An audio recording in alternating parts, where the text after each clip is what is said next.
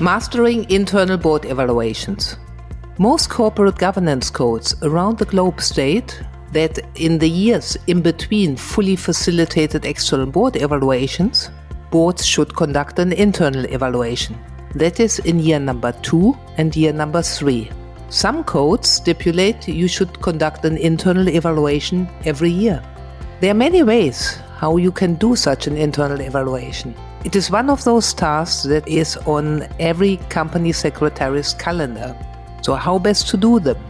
In this podcast, I'm delighted to talk with Chloe Berry. She's a group company secretary at Kingfisher, which is a FTSE 100 organization in the UK. Welcome to the Better Boards podcast series. I'm Dr. Sabine Dembkowski, founder and managing partner of Better Boards. We make the boards of the most ambitious organizations more effective. Our mission at Better Boards is to contribute to creating better boards.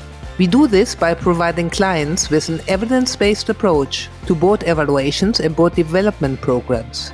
Our innovative ISO-certified digital board evaluation platform empowers our clients and professional service partners to increase the performance and effectiveness of governing and managing boards. Chloe, thank you so much for contributing to the Better Boards podcast series. It's fantastic to have you. It's a great pleasure to join you. I feel really honoured to have been invited. Thank you. Chloe, you have such a tremendous amount of experience, having worked with FTSE 250, FTSE 100 companies across different industries, and that's what we want to tap into here. You have been through many cycles as part of your role of internal as well as external board evaluations. In this episode, we want to focus on internal evaluations. What comes to mind when you think of an upcoming internal board evaluation? Well, this is very timely because our next board evaluation will take place during the autumn and will indeed be conducted internally. So for me, this one will be a particularly interesting evaluation for two main reasons. Firstly, it will be the first led by our new board chair.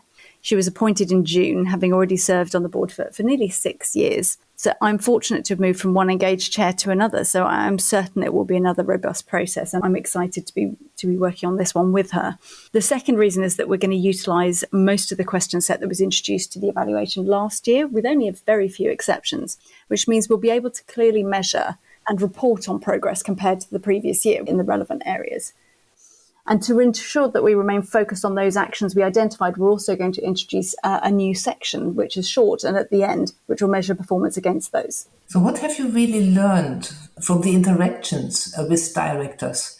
I mean, let's face it, board evaluations are not necessarily loved. Most directors could happily live without them. What is on their mind when they think? What is on directors' mind when they think about an internal board evaluation? Well, Sabine, I'm fortunate to have worked with some very engaged boards and individual directors. As a process, you're right though, completing an evaluation survey can be both time-consuming and feel quite repetitive, particularly if you have a large board for whom you're asking the directors to provide individual peer reviews, or if a director sits on a lot of the board's committees. However, you're right, I am fortunate. I have worked with some very engaged boards and individual directors. And it's been my experience that most directors do, in fact, appreciate the evaluation process as an opportunity and recognise that you do get out of it what you're prepared to put in. Whilst it may be time-consuming, they're only too aware that the reporting and discussion that follows will ultimately be that much richer if they're willing to engage with the process, and also if they feel able to share their views honestly and their observations regarding any sort of perceived hurdles they might see to the full effectiveness of the board. I mean, it sounds like you have been really fortunate because we heard quite some other stories at times. And I'm sure it has also something to do with you, Chloe, not just your directors. So let's get into this maybe a bit later. But let me first ask you, what do you believe chairs and directors wish to get from an internal evaluation? And what have you seen exceeds their expectations, actually? Well, I mean, I think for the chair and directors alike, the measure of a good evaluation process is whether you can draw from the insights that you've gathered and pulled together and identify practical but proportionate actions that will deliver the improvement you're looking for. I think for chairs, I believe that the evaluation process can also be a useful temperature check for them for directors' sentiment and engagement. At a minimum, this will help the chair to assess whether directors feel the board is operating effectively and consider how that compares to the prior year, which itself can be insightful. The process should provide all directors with a valuable opportunity to take stock of the previous year and to feed back, while the reporting should allow directors and the chair to reflect on those factors which are influencing those views in more detail so that you can then use that to identify the actions you're going to focus on. So where I've seen expectations exceeded more often than not is in the reporting. Our directors have been through, let's face it, multiple such processes in their careers and may be going through multiple in parallel with your own, given the other boards that they sit on at the same time. So we should all be trying to do what we can to make sure that the reporting we produce stands out. We want it to be insightful and easy to digest. We want them to be able to find the key trends and themes easily, and that we want the directors to leave the process feeling assured that they have actually identified the appropriate actions that are going to drive further effectiveness. You already said that you've been very fortunate with your directors. How do you personally prepare for an internal evaluation? Let's unravel this one a little bit. Okay, well, my starting point is always to look back and I'll reflect on the previous few years' reviews. I like to remind myself of the format and the tone of those reviews, the actions we set ourselves in the prior year, including the reporting we published in our annual report. And I consider what we've delivered in the intervening year as well against those actions, so how successful we feel we've been. And I look again at the feedback we've received from directors from that past process. And then I might overlay that with immediate changes that have happened so that it's a collective view. And from that standpoint, I can then form an early view of what type of review I'm going to be proposing looking forward. It's will it be an external or an internal, and is that different from what we were planning in the 3-year cycle? Will I be suggesting a change in approach? Will it be lighter or more targeted given something that's happened in the year? Will I suggest a change in the delivery mechanism or the provider? Or am I just going to change the question set or recommend consistency for a year-on-year comparison? Where my proposal will include something that's going to change mechanism or a provider, I'm also going to be looking to develop a shortlist, to start reaching out, doing some benchmarking with my peers, thinking about what other providers might give me what I'm looking for, and if I need to, do a full tender. Now, you have already told us that you were very fortunate because you always had directors who saw value in the process, who were engaged. I'm sure it also has something to do with you personally. What do you do to get your directors and your chair on board? Well, I think you have to be very honest and transparent about what you think has worked in the past and more importantly, what you think can be done better, which has led to any proposal you're about to make. So as I said before, I have been fortunate. I have worked with some very engaged boards and individual directors. So I haven't had to work that hard.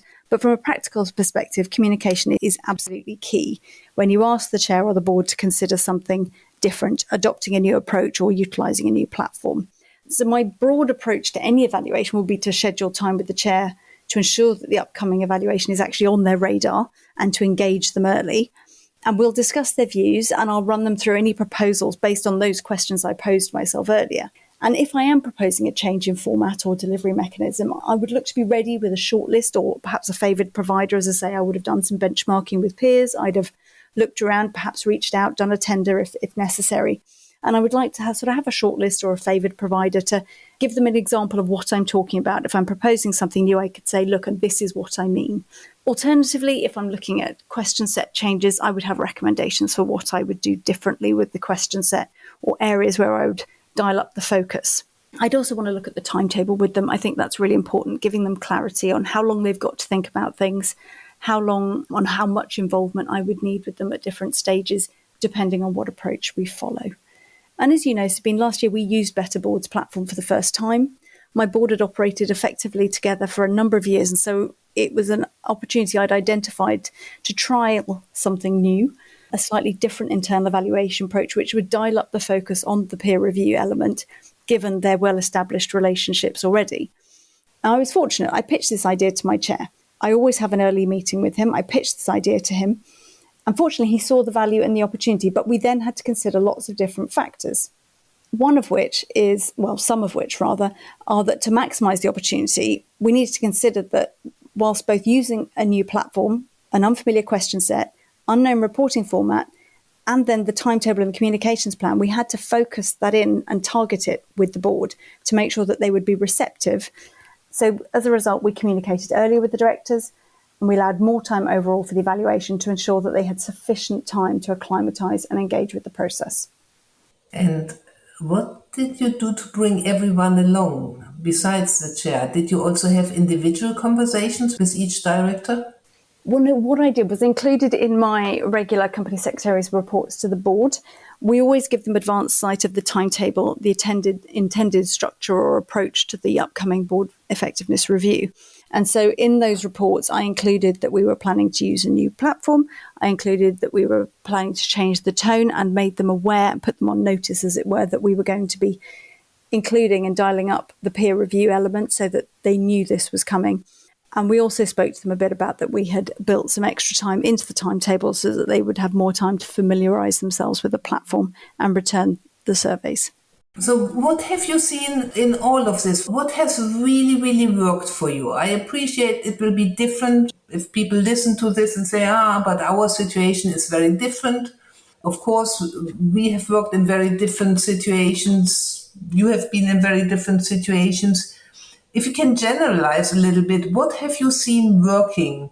Maybe give our listeners some practical tips and insights.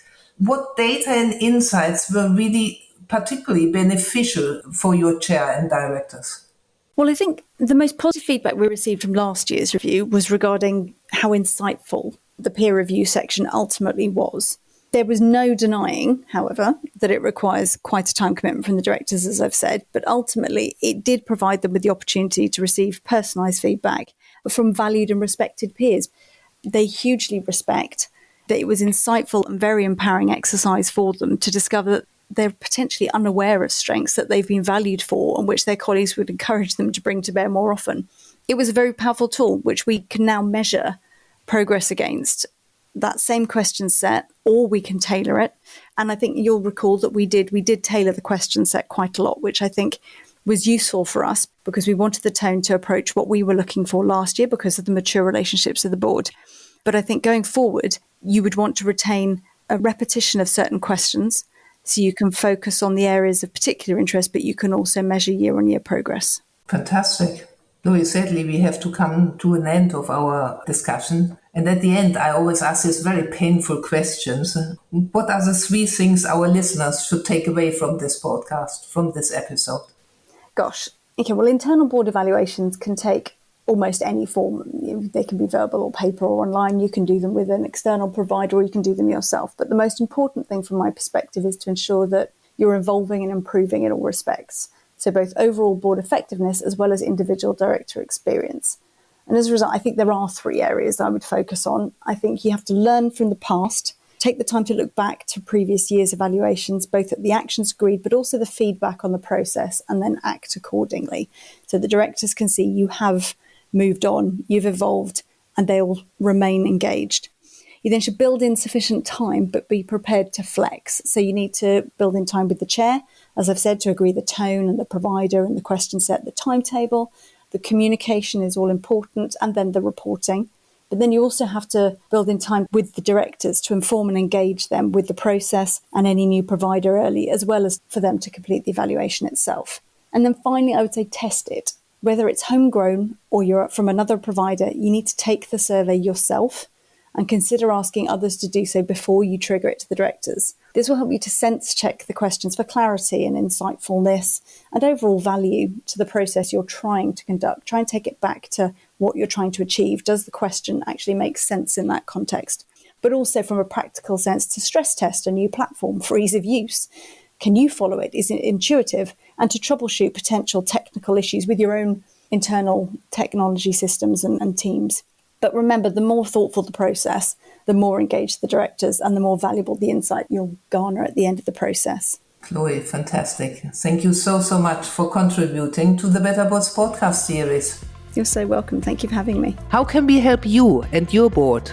If you have any questions about the podcast, our work, our platform, if you would like to be connected with any of the speakers of our podcast episodes, let us know. You can best reach us at info@better-boards.com. Thank you for listening.